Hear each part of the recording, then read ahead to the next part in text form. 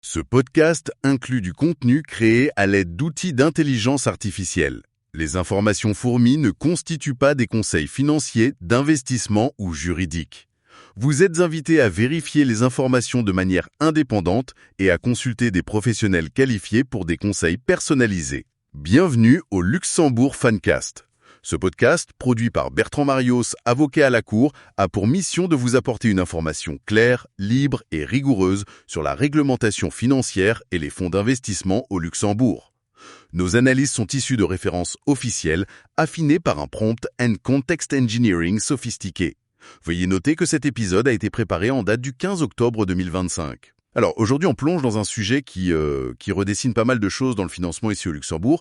C'est cette nouvelle approche pour l'octroi, mais aussi le suivi des prêts. On parle d'une vision plus globale, plus prospective, c'est ça? Oui, c'est tout à fait ça. On est vraiment entré dans une nouvelle dynamique, principalement sous l'impulsion de la circulaire CSSF 22824. Elle vient en fait transposer des lignes directrices assez importantes de l'autorité bancaire européenne, l'AB ou EBA comme on dit souvent. D'accord, l'EBA. Donc l'idée, c'est de voir ensemble ce que ça change concrètement pour les acteurs ici. Et il y a un point qui ressort particulièrement, c'est cette histoire de facteurs ESG. Environnementaux, sociaux, de gouvernance, ils prennent une place centrale maintenant. Ah oui, clairement. Ce n'est plus du tout un sujet annexe. C'est même, je dirais, l'un des 2 points essentiels à retenir de tout ça. Ah. Et quel est le premier alors? Le premier, c'est ce changement de logique. On quitte une vision très ponctuelle, transactionnelle du prêt. Juste au moment de la signature, quoi. Exactement. Pour aller vers une gestion du risque qui est continue, proactive, pendant toute la durée de vie du crédit. Et ça a des conséquences directes sur la documentation juridique, sur les négociations. Logique. Et le deuxième point clé, c'est donc l'ESG qui monte en grade. C'est ça. Ces facteurs ESG, ce ne sont plus juste des éléments soft, de réputation si vous voulez. Ils deviennent des éléments durs, mesurables, qui pèsent dans l'évaluation du risque de crédit. Des vrais moteurs de risque, en fait. Voilà, des moteurs de risque quantifiables. Et qui dit quantifiable dit nécessité d'avoir une expertise, une finesse particulière quand on rédige et négocie les clauses contractuelles liées. D'accord. Bon, pour bien comprendre, peut-être revenir un peu en arrière, pourquoi cette évolution réglementaire, d'où ça vient? Alors, l'origine remonte au plan d'action du Conseil européen de 2017. C'était une réponse directe au problème des prêts non performants, les fameux NPL, qui pesaient encore lourdement sur les bilans après la crise financière. Ah oui, les NPLs. Donc le but des règles européennes de l'ABE, ce n'était pas de gérer les anciens NPLs, mais plutôt d'éviter d'en créer de nouveaux. Précisément, le maître mot des lignes directrices IBA-GL 2020-00, c'est la prévention. On change complètement de philosophie. Fini la réaction après coup, on passe à l'anticipation. Fini le contrôle unique à l'octroi, on passe à un suivi dynamique tout au long du cycle de vie du prêt. C'est très clair dans les sections sur la gouvernance, l'octroi et surtout la section 8 sur le suivi. Ce qui veut dire que le contrat de prêt lui-même, il change de nature. Ce n'est plus juste un accord figé. Tout à fait. Il devient un véritable outil de gestion de risque dynamique. Actif. Un instrument de pilotage presque. C'est ça. Et c'est là que la circulaire CSSF 22824 entre en jeu au Luxembourg. Elle a transposé tout ça et c'est applicable depuis le 31 mars 2023. Et qui est concerné au juste? Juste les très grosses banques? Non, c'est assez large. Ça couvre les établissements de crédit, y compris ceux qu'on appelle moins importants. Ça vise aussi les succursales luxembourgeoises de banques de pays tiers.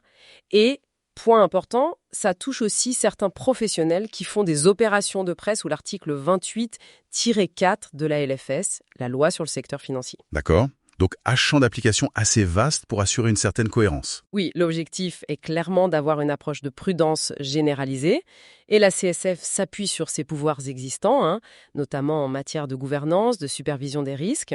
La base légale est solide dans la LFS. Parlons de ce point ESG alors. Comment ça se matérialise, cette intégration? Comment on passe de l'intention à la pratique dans cette circulaire? Alors ça, c'est vraiment un des aspects les plus structurants. Les lignes directives de l'ABE, reprises par la CSF, exigent noir sur blanc que les institutions intègrent les facteurs et les risques ESG. Intègrent où exactement? Dans leur stratégie globale de risque, de crédit, ce qu'on appelle l'appétit pour le risque, mais aussi dans leur politique, leurs procédures, au quotidien, quoi. Donc on sort vraiment de la RSE, de la communication. L'ESG devient un critère financier, un critère de solvabilité? C'est tout à fait ça. Ce n'est plus une case à cocher. La réglementation impose d'évaluer l'impact de ces facteurs ESG sur la capacité réelle de l'emprunteur à rembourser, le fameux Creditworthiness Assessment. Il faut pouvoir montrer le lien, ou au moins la corrélation, entre la performance ESG et le profil de risque. Et concrètement, ça ressemble à quoi un risque ESG qui devient financier? Des exemples? Prenez le E, l'environnement. Une entreprise très émettrice de CO2, elle fait face à un risque de transition. Demain, une taxe carbone plus élevée, une réglementation plus dure, ça peut plomber sa rentabilité et donc sa capacité à rembourser son prêt. Logique. Ou pour le S, le social. Des mauvaises conditions de travail, une polémique sur les fournisseurs, ça peut générer des risques importants, réputationnels oui, mais aussi juridiques, opérationnels. Ce sont des risques financiers bien réels. Du coup, les clauses ESG dans les contrats, ce n'est plus juste pour faire joli. Ah non, plus du tout. Elles deviennent des outils essentiels pour maîtriser ces risques qu'on a identifiés. Il faut les rédiger avec la même rigueur, la même précision juridique que les clauses financières classiques, les covenants financiers, les garanties.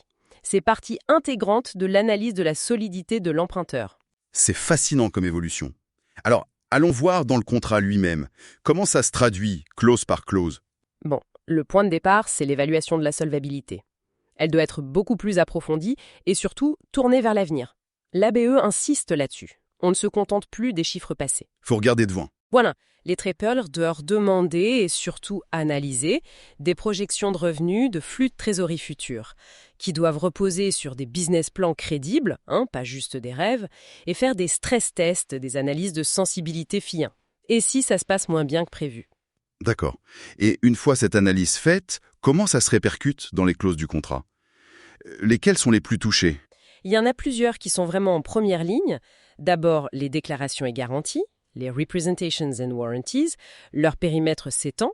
L'emprunteur doit garantir non seulement ses chiffres, mais aussi la véracité des infos ESG qu'il donne, la solidité de son business plan, la pertinence de ses projections. Et la conformité aux lois environnementales, j'imagine. Oui, ça devient un standard.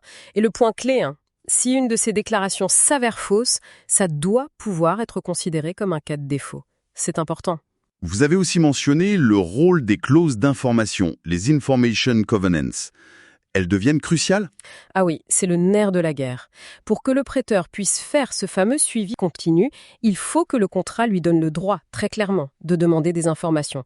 Et pas juste les comptes annuels une fois par an.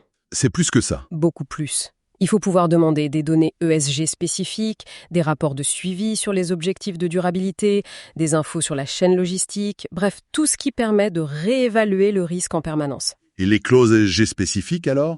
Plutôt des objectifs souples, genre faire de son mieux, ou des chiffres précis? On voit les deux. Il y a ce qu'on appelle l'obligation de moyens. L'emprunteur promet de, par exemple, déployer ses meilleurs efforts commerciaux pour atteindre un but. C'est souple pour lui. Mais difficile à vérifier pour le prêteur. Exactement. Difficile de prouver le manque d'effort et de sanctionner. C'est pour ça qu'on voit de plus en plus l'obligation de résultat. Là, c'est précis. Par exemple, les émissions de scope 1 et 2 ne dépasseront pas X tonnes d'équivalent CO2. Si c'est dépassé, c'est factuel. C'est une violation claire du contrat. Beaucoup plus robuste. Oui, et plus facile à faire respecter. Et on parle aussi de mécanismes où le taux d'intérêt bouge en fonction de ses performances ESG. Oui, c'est le fameux Sustainability Linked Pricing Ratchet. C'est très en vogue, l'idée est simple. Si l'emprunteur atteint son objectif ESG, la marge du prêt baisse un peu, disons de 5 points de base. S'il le rate, elle augmente d'autant. C'est un levier financier direct. Très incitatif. Et il faut faire attention à l'usage des fonds prêtés aussi. Ah oui, c'est une distinction clé. Il ne faut pas confondre un prêt vert, un green loan, où l'argent est spécifiquement destiné à financer des projets verts identifiés. Comme des panneaux solaires par exemple. Voilà. Et un prêt lié à la durabilité, un Sustainability Linked Loan, ou SLL. Là, l'argent peut servir aux besoins généraux de l'entreprise, mais c'est le taux d'intérêt qui est lié à l'atteinte d'objectifs de durabilité globaux de l'emprunteur. Ce sont deux outils différents. D'accord. Tout ça, ça change forcément la négociation du contrat. Quels sont les nouveaux points chauds, les objectifs de chacun? Du côté du prêteur, il y a la pression de la conformité vis-à-vis de la CSSF. Donc son avocat va chercher un maximum de transparence, de contrôle. Des droits d'information très larges, j'imagine. Exactement, des droits d'information granulaires, fréquents, des objectifs ESG bien définis, quantifiables, difficiles à contourner, et surtout des sanctions claires si ça ne va pas, augmentation de la marge, et même la possibilité de déclarer un défaut. Le contrat doit être une vraie tour de contrôle du risque. Et de l'autre côté, l'emprunteur, qu'est-ce qu'il cherche à obtenir? Pour l'emprunteur et son conseil, le but, c'est de gérer la charge que ça représente. Le reporting, ça coûte du temps et de l'argent. Donc, on va négocier la fréquence, le niveau de détail. On va aussi s'assurer que les objectifs ESG fixés sont ambitieux, certes, mais atteignables. Pour éviter un défaut technique. Oui, et aussi pour ne pas se faire taxer de greenwashing si les objectifs sont trop faciles à atteindre. C'est un équilibre délicat. Et puis, on va chercher de la flexibilité. Des seuils de matérialité avant qu'un petit écart ne pose problème, des délais pour se remettre en conformité. On sent que la donnée, l'information, est vraiment au cœur de tout ça maintenant. Elle est absolument centrale. Ce besoin de suivi continu, plus la date butoir qui était fixée au 30 juin 2024 pour adapter les contrats existants, ça a donné un poids énorme aux clauses d'information. Ce n'est plus une clause administrative. Pas du tout. Le prêteur doit avoir le droit contractuel de recevoir l'info pertinent. Rapport d'émission, données RH, audit. Et si l'emprunteur ne fournit pas cette information prévue au contrat, ça peut devenir en soi un cas de défaut. C'est ce que certains appellent « weaponizing the data covenant ». Utiliser l'obligation d'information comme une arme. Comme un levier, disons. Un levier pour forcer la transparence et détecter les problèmes avant qu'ils ne deviennent des défauts de paiement. Passons à la mise en œuvre. Tout ça a un coût pour les banques, les prêteurs. Comment ils gèrent ça, y compris les frais juridiques qui doivent augmenter? Oui, le coût de mise en conformité est bien réel. Il y a des investissements IT pour traiter toutes ces nouvelles données ESG notamment. Il y a la formation des équipes, crédits, risques, juridiques qui doivent monter en compétences sur ces sujets techniques. Et puis, il faut souvent faire appel à des experts externes, consultants ESG, évaluateurs immobiliers spécialisés. Ça s'additionne. Et pour les cabinets d'avocats, cette complexité, c'est pas une occasion de proposer autre chose que la facturation à l'heure? C'est une très bonne remarque. Effectivement, face à un projet de cette ampleur, revoir les politiques, les modèles de contrat, former les gens, le taux horaire peut devenir un peu anxiogène pour le client. C'est l'occasion parfaite pour proposer des arrangements tarifaires alternatifs, les AFA. Basés sur la valeur plutôt que le temps passé. Exactement. On peut imaginer une offre structurée, par exemple. Phase 1, diagnostic, analyse d'écart, pour un forfait fixe. Phase 2, réécriture des documents clés, pour un forfait projet plafonné. Phase 3, formation, support continu, via un abonnement mensuel, un retainer. Ça donne de la prévisibilité aux clients. Oui, et ça aligne les intérêts. Le cabinet est payé pour livrer un résultat, pas juste pour compter les heures. Ça positionne le juriste comme un partenaire stratégique. Plus qu'un simple fournisseur de services. Tout à fait.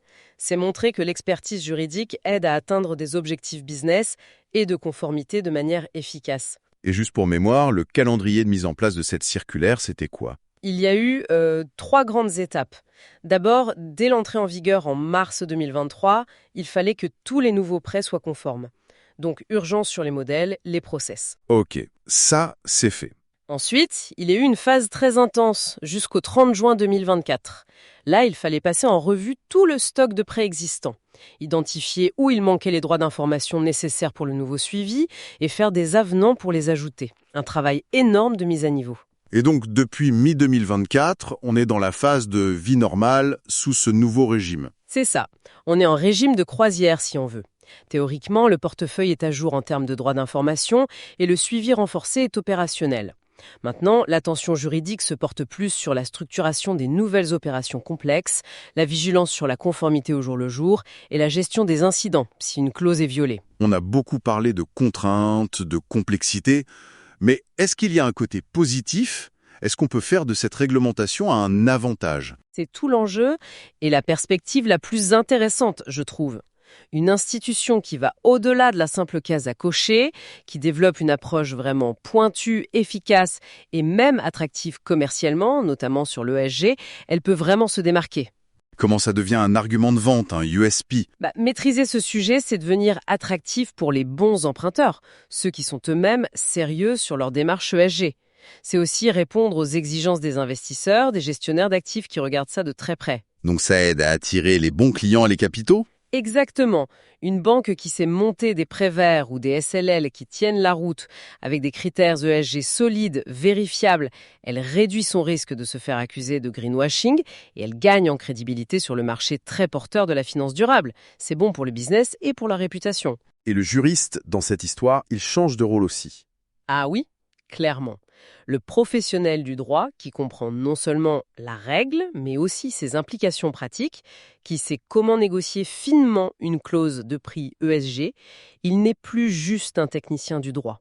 Il ou elle devient un vrai facilitateur stratégique, celui qui aide la banque à transformer la contrainte en produit innovant, à gérer les risques qui vont avec, et au final, à gagner un avantage sur les concurrents.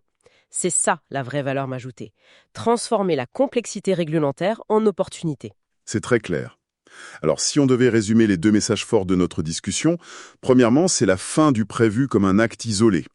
La CSFF 22282 nous fait entrer dans une gestion de risque dynamique sur toute la durée, avec le contrat comme outil clé. C'est exactement ça. Et deuxièmement, DSG qui change de statut, ce n'est plus une option, c'est une composante à part entière du risque de crédit inscrite dans la réglementation. Et savoir traduire ça en clause contractuelle solide, mesurable, c'est devenu indispensable pour faire du crédit au Luxembourg. Parfait, merci beaucoup pour cet éclairage très précis. Peut-être une dernière question pour nos auditeurs, une piste de réflexion, Evelina. Oui, pourquoi pas. Maintenant que l'ISG est dans les rouages du crédit, on peut se demander comment est-ce que l'utilisation de toutes ces données ISG, qui sont encore assez peu standardisées, va vraiment changer l'évaluation de la valeur et du risque à long terme. Est-ce qu'on va aller vers plus de standardisation des métriques ou est-ce que la prochaine étape sera d'intégrer des facteurs encore plus larges, comme la biodiversité par exemple? Voilà, c'est une question ouverte pour la suite. Merci de nous avoir écoutés. Pour soutenir notre travail, abonnez-vous sur Spotify, Apple Podcast, où une note 5 étoiles nous aiderait beaucoup, et sur notre chaîne YouTube Rigor Média. Vos commentaires et suggestions y sont les bienvenus. Retrouvez le lien vers notre podcast en anglais dans la description. À bientôt sur le Luxembourg Funcast. Ce podcast inclut de contenus créés à l'aide d'outils d'intelligence artificielle. Les informations fournies ne constituent pas des conseils financiers, d'investissement ou juridiques. Vous êtes invité à vérifier les informations de manière indépendante et à consulter des professionnels qualifiés pour des conseils personnalisés.